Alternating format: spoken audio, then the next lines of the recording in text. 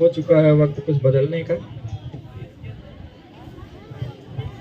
सुबह 7:45। ठीक। Now hands up, close your eyes.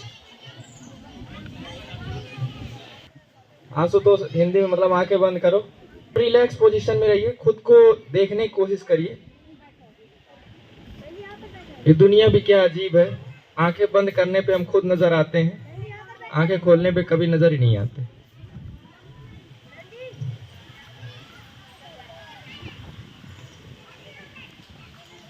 तभी कहा गया है, आंखें खुली हो या हो बंद, दीदार तेरा हो जाए। क्यों? खुद का सुने होंगे आप लोग। आंखें खुली हो या हो बंद, दीदार तेरा हो जाए।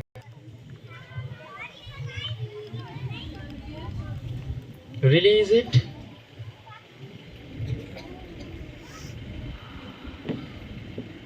स्टॉप वॉच लगाते हैं, ब्रीथिंग को लेकर के थोड़ा सा हम लोग अवेयर होते हैं।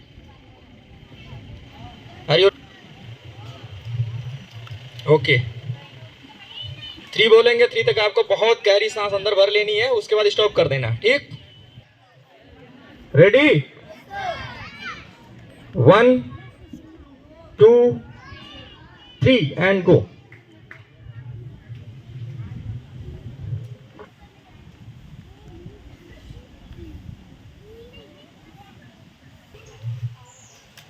Twenty second.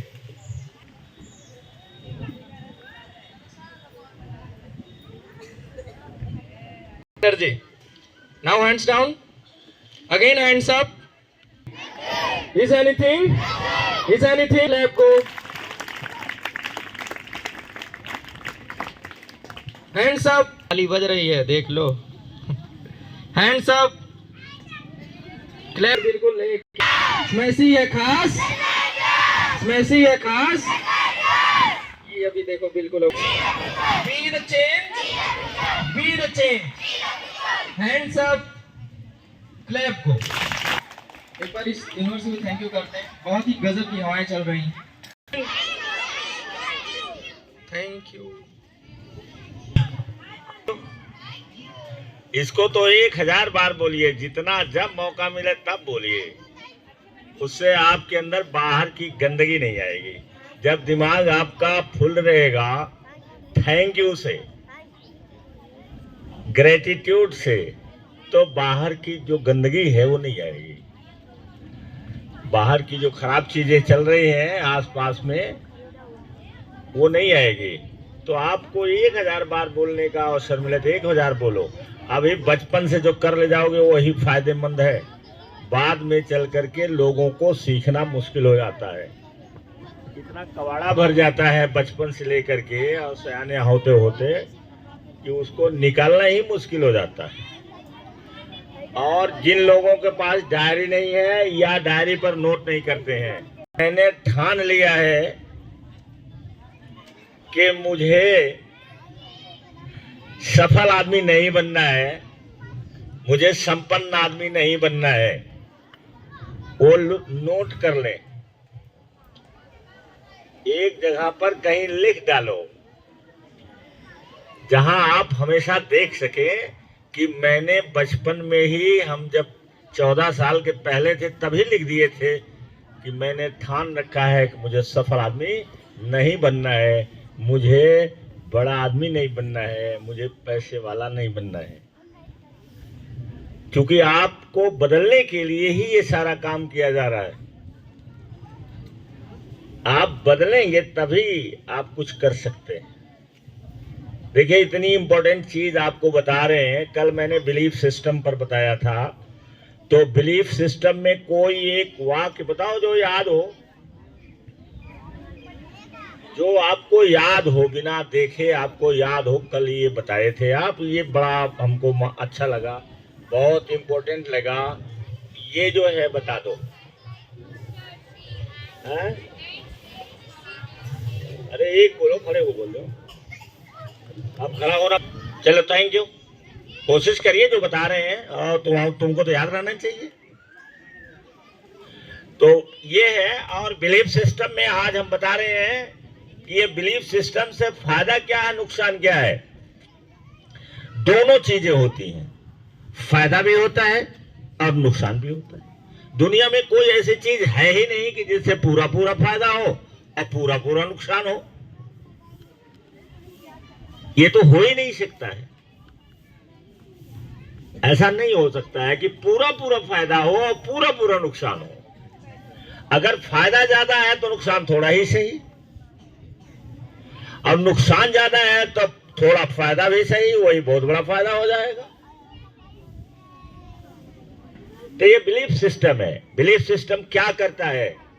Belief system directs your mind, it decides direction of your life.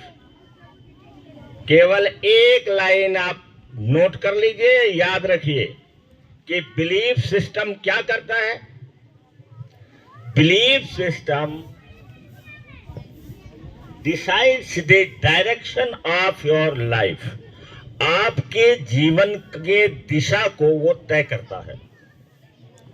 आपके जीवन की दशा को वह तय करता है। कौन? Belief system. आप एक उदाहरण बता रहे हैं। मेरा एक मित्र है, वो नरियाव का है, अभी इस समय कानपुर में रहता है। आई don't know whether he is alive और डेड, क्योंकि बहुत मिलता नहीं है, कभी कोई ऐसा पूछ लो। उसके घर में ये सिखाया गया कि लहसुन और प्याज खाना पाप है, और मछली और बाकी की तो बातें छोड़ दो। अब हुआ क्या कि कानपुर में जब गया वो इंटरमीडिएट करने के बाद, कानपुर में वो उसके भाई का बिजनेस है। अब वहां धूल धुआं ज्यादा होता है। कानपुर बहुत गंदा शहर है, प्रदूषण के मामले में सबसे ज्यादा गंदा शहर अगर यहाँ पूरे हमारे प्रदेश में है तो कानपुर है। कल कारखाने हैं, धुएं निकलते हैं, और धुआं निकल करके घरों के ऊपर जम जाते हैं। जैसे उसके छत के ऊपर तमाम गंदगी हो जाती है। सुबह देखोगे लोग बताते हैं, I don't know exactly about it, क्योंकि I have not gone there, मैंने देखा नहीं हूँ, वहाँ गया भी नहीं हूँ। तो वो जो है, लेकिन लोग बताते हैं प्रदूषण बहुत ज्यादा है। उस प्रदूषण में उसको ट्यूबरकुलोसिस हो गई। ट्यूबरकुलोसिस किसे कहते हैं? ट्यूबरकुलोसिस किसे कहते हैं? टीबी। टीबी किसे कहते हैं? ये फेफड़े की बीमारी है, और आज के 20 साल पहले इसका कोई इलाज नहीं था। अब तो इसका इलाज है, क्यूरेबल डिजीज है।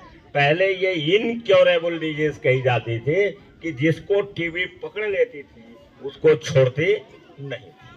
बाद में सरकार ने इसका बाहर से सब दवाएं ववाएं सब करके अस्पताल खोला गया, टीबी के अलग अस्पताल खोले गए, ये बहुत सारा चीज किया गया, और वो क्योरेबल डिजीज है। अगर किसी को हो जाए, बहुत लापरवाह ना हो, तो वो ठीक हो जाएगा। ऐसे ऐसे इंजेक्शन आ गए हैं, ठीक हो जाएगा। ये फेफड़े की बीमारी है, सांस फूलती है, बलगम आता है, खून आता है, ये सब इसमें लक्षण। तो उसको पकड़ लिया ट्यूबरकुलोसिस, माने टीबी पकड़ लिया, वो गंदगी की वजह से। अब डॉक्टर के पास जब गए, तो आज के 20 साल पहले की बात है, मतलब 20-25 साल पहले की बात। उस समय इतना कारगर इलाज नहीं था, तो डॉक्टर ने कहा कि मछली खाया करो, मछली तुम्हारे लिए फायदेमंद है। अब जिसके घर में ये सिखाया गया कि लहसुन प्याज खाना पाप है, नहीं खाना चाहिए, और मछली की तो बातें छोड़ दो, और मछली कैसे खाएगा? तो मछली उछली खाया नहीं। फिर डॉक्टर के पास गया, जो उनके पास उस समय उपलब्ध दवाएं थे, तो उन्होंने कहा कि खाने में तुम क्या खाए? तो कहा कि बस वही जो खाते रहते हैं हम लोग, तो लहसुन प्याज भी नहीं खाते हैं, मछली की तो बात छोड़ दे डॉक्टर साहब। अब डॉक्टर साहब क्या करेंगे भाई, जबरदस्ती तो करेंगे नहीं।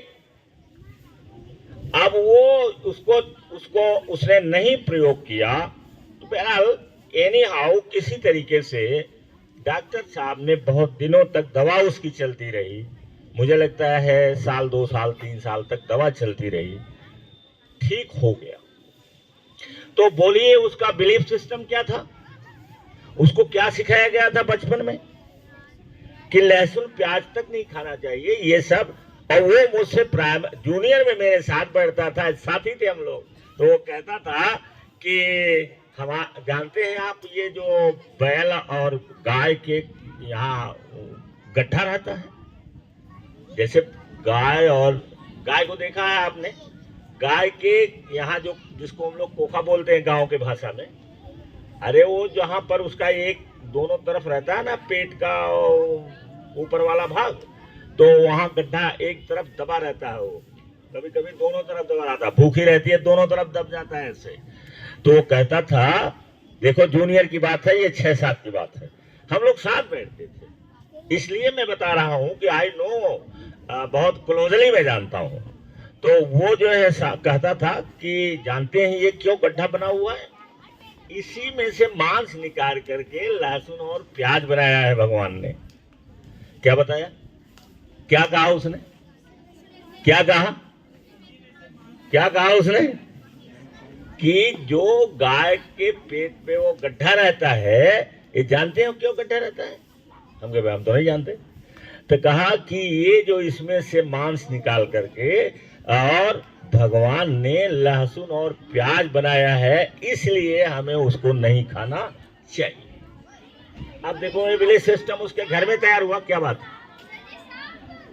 संजोग से बीमार पड़ गया, तो जब डॉक्टर ने कहा तो उसने खाया नहीं, वो सब खाया ही नहीं, जबकि लहसुन जो है उससे जीवन कायाकल्प होती है, लहसुन खाने वाले से दवाएं बनती हैं जिससे आपके शरीर का एक कंप्लीट ट्रांसफॉर्मेशन हो जाता है, ये सब सारी चीज थी।